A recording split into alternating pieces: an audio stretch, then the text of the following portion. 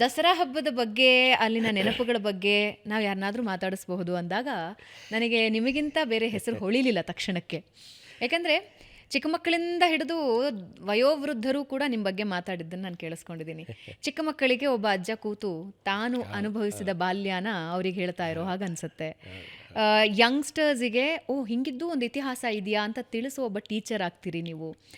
ವಯೋವೃದ್ಧರಿಗೆ ಹೌದಲ್ಲ, ನಾನು ಇವ್ರ ಥರನೇ ನಾನು ಮೈಸೂರಲ್ಲಿ ಕೂತ್ಕೊಂಡು ಅಥವಾ ಇನ್ನೆಲ್ಲೋ ವಿಜಯನಗರ ಸಾಮ್ರಾಜ್ಯದ ಕಥೆ ತಿಳ್ಕೊಂಡು ನಾನು ಇದನ್ನೆಲ್ಲ ನೋಡಿದ್ದೆ ಅಂತ ಅನಿಸುತ್ತೆ.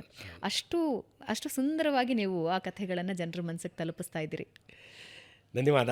ದಸರಾ ಅಂತ ಅಂದರೆ ಫಸ್ಟ್ ಆಫ್ ಆಲ್ ಮೈಸೂರು ಅಂತ ಅಂದರೆ ನೋಡಿ, ಮೈಸೂರಿಗೆ ದಸರಾ ಬಂದಿದ್ದು ನಾವೆಷ್ಟು ಅದೃಷ್ಟವಂತರು ಮೈಸೂರು ಭಾಗದ ಜನ. ನಾನು ಇಲ್ಲಿ ಏನು ಸ್ಪಷ್ಟಪಡಿಸ್ತೀನಿ ಅಂದರೆ, ಇಲ್ಲಿ ಮೈಸೂರು ಅಂತಂದಾಗ ಅದು ಚಾಮರಾಜನಗರದಿಂದ ಹರಿಹರದವರೆಗೆ ನಮ್ಮ ಮೈಸೂರು ಸಂಸ್ಥಾನ.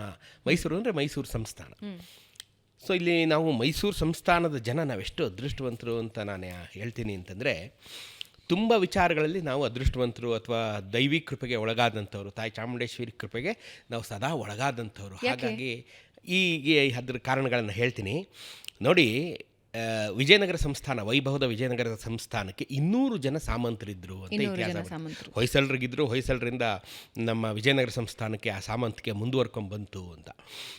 ಆ 200 ಜನ ಸಾಮಂತರಲ್ಲಿ ದಸರಾ ನಡೆಸುವ ಅಧಿಕಾರ, ಅದೃಷ್ಟ ಮತ್ತು ಅವಕಾಶ ಮೈಸೂರಿಗೆ ಬಂತು ಅನ್ನುವಂಥದ್ದು ನಮಗೆ ಭಾಳ ಹೆಮ್ಮೆ ಪಡುವಂಥ ವಿಚಾರ. ಯಾಕೆಂತಂದರೆ 1610ರಲ್ಲಿ ಮೈಸೂರಿನ 9ನೇ ರಾಜರಾದಂಥ ಶ್ರೀ ರಾಜ ಒಡೆಯರು ಶ್ರೀರಂಗಪಟ್ಟಣದಲ್ಲಿ ವಿಜಯನಗರದ ಪ್ರತಿನಿಧಿಯಾಗಿ ಶ್ರೀರಂಗಪಟ್ಟಣವನ್ನು ನೋಡ್ಕೊಳ್ತಿದ್ದಂಥ ತಿರುಮಲ ರಾಯನನ್ನು ಸೋಲಿಸಿ ಅವನನ್ನು ಸಂಹಾರ ಮಾಡ್ತಾರೆ.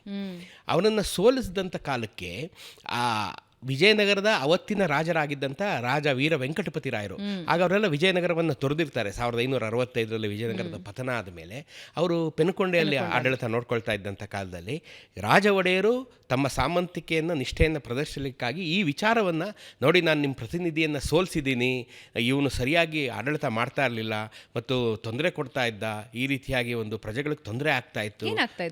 ಯಾಕೆಂದರೆ ಏನಾಗುತ್ತೆ ಇಲ್ಲಿ ನೋಡಿ, ಯಾರನ್ನ ಒಬ್ಬರು ರಾಜರು ಒಂದು ರೆಪ್ರೆಸೆಂಟೇಟಿವ್ ಆಗಿ ಇಲ್ಲಿ ನೋಡ್ಕೊಳಪ್ಪ ನೀನು ಅಂತಂದಾಗ ಕಪ್ಪ ಸರಿಯಾಗಿ ಕಲೆಕ್ಟ್ ಮಾಡದೇ ಇರೋದು, ಜನರ ದುಃಖ ದುಮ್ಮಾನಗಳನ್ನು ಕೇಳದೇ ಇರೋದು. ಯಾವಾಗ ರಾಜ ಸ್ವಲ್ಪ ಡೀಲ್ ಆಗ್ತಾನೆ, ಅಲ್ಲಿ ಕಳ್ಳತನ, ಕೊಲೆ, ದರೋಡೆ, ಸುಲೋಗಿಗಳು ಹೆಚ್ಚಾಗುತ್ತೆ. ಅವ್ರ ಮೇಲೇನು ಕ್ರಮ ತಗೊಳ್ಳದೇ ಇರೋದು. ಇವನು ತನ್ನ ಪಾನ ಲೀಲಾ ವಿನೋದಗಳಲ್ಲಿ ಆಸಕ್ತಿ, ಮೋಜು ಮಸ್ತಿಗಳಲ್ಲಿ ಆರಾಮಾಗಿರೋದು. ಸೊ ರಾಜನಿಗೆ ಈ ಸುದ್ದಿ ಹೋಗದೆ ಇದ್ದಂಗೆ ನೋಡ್ಕೊಳ್ಳೋದು.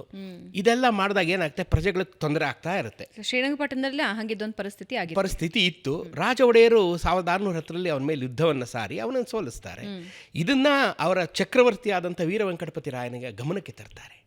ವೀರ ವೆಂಕಟಪತಿ ರಾಯರು ಹೇಳ್ತಾರೆ, ಒಳ್ಳೇದು ಮಾಡಿದ್ರಿ ನೀವು, ಒಳ್ಳೇದು ಮಾಡಿದ್ರಿ, ನನಗೂ ಅಸಮಾಧಾನ ಇತ್ತು, ಅವರ ಆಡಳಿತದ ಬಗ್ಗೆ ನನಗೂ ಅಸಮಾಧಾನ ಇತ್ತು.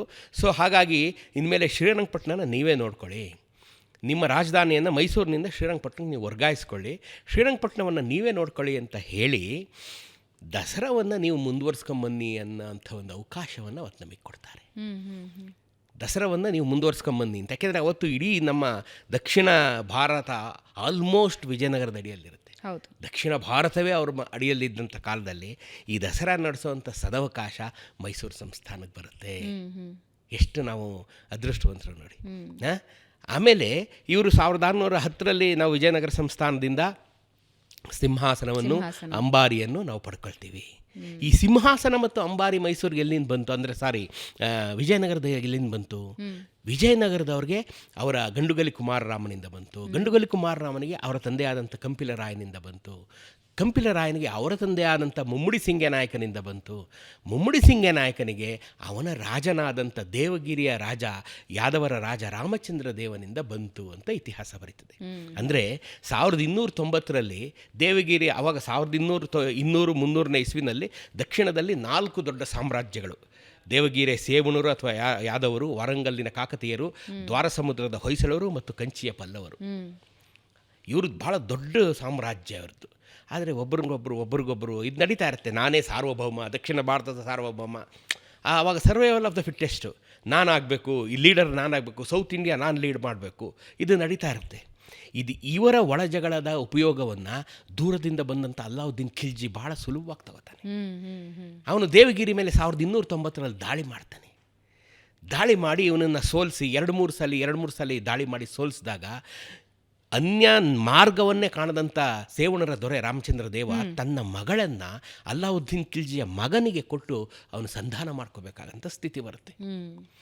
ಅಪಾರವಾದಂಥ ಸಂಪತ್ತು ಕೈಬಿಟ್ಟು ಹೋಗ್ತಾ ಇರುತ್ತೆ. ಅಪಾರವಾದಂಥ, ಯಾಕೆಂದರೆ ಸೋತಾಗಲೆಲ್ಲ ಕಾಣಿಕೆ, ಕಪ್ಪ ಕಾಣಿಕೆಗಳು, ಅಪಾರವಾದ ಸಂಪತ್ತು ಕೈಬಿಟ್ಟು ಹೋಗ್ತಾ ಇರತಕ್ಕಂಥ ಕಾಲದಲ್ಲಿ ಅವನು ತನ್ನ ಆಪ್ತನಾದಂಥ ನಂಬುಗಸ್ತ ಸೇನಾಧಿಪತಿಯಾದಂಥ ಮುಮ್ಮಡಿ ಸಿಂಗಯ್ಯ ನಾಯಕನನ್ನು ಕರೆದು ಹೇಳ್ತಾನೆ, ಈಗ ಸುಮ್ಮನೆ ಅವನು ಯಾವನಿಗೋ ಸಂಪತ್ತು ದೂರ ದೇಶದವನಿಗೆ ಅವನು ನೋಡೇ ಇಲ್ಲ, ನಾವು ಅವನಿಗೆ ಹೋಗ್ತಾ ಇದೆ, ಇದು ನಮ್ಮಲ್ಲೇ ಉಳಿಲಿ, ನಮ್ಮ ನೆಲದಲ್ಲೇ ಉಳಿಲಿ, ಸ್ವಲ್ಪ ಸಂಪತ್ತು ನೀನು ತಗೊಂಡು ಹೋಗಿ ಒಂದು ಸಂಸ್ಥಾನವನ್ನು ಕಟ್ಕೊ ನೀನು ಅಂತ. ಆವಾಗ ಅಲ್ಲಿ ಸಿಂಹಾಸನ ಮತ್ತು ಅಂಬಾರಿ ಅಲ್ಲಿ ಬರುತ್ತೆ. ಮುಮ್ಮಡಿ ಸಿಂಗಯ್ಯ ನಾಯಕ ಅದನ್ನು ತಗೊಂಬಂದಂಥ ಸಂಸ್ಥಾನ ಕಟ್ತಾನೆ. ಅವನ ಮಗನೇ ಕಂಪಿಲಿಯ ರಾಜನಾದಂಥ ಕಂಪಿಲರಾಯ. ಕಂಪಿಲರಾಯ ಅದನ್ನು ಮುಂದುವರ್ಸ್ಕೊಂಡು ಬರ್ತಾನೆ. ಈ ಕಂಪಿಲರಾಯನಿಗೆ 2 ಹೆಣ್ಣು 1 ಗಂಡು ಮಗು ಹುಟ್ಟುತ್ತೆ. ಆ ಗಂಡು ಮಗನೇ ಗಂಡುಗಲಿ ಕುಮಾರ ರಾಮ. ಈ ದಸರಾವನ್ನು ಶುರು ಮಾಡಿದವನು ಗಂಡುಗಲಿ ಕುಮಾರ ರಾಮ.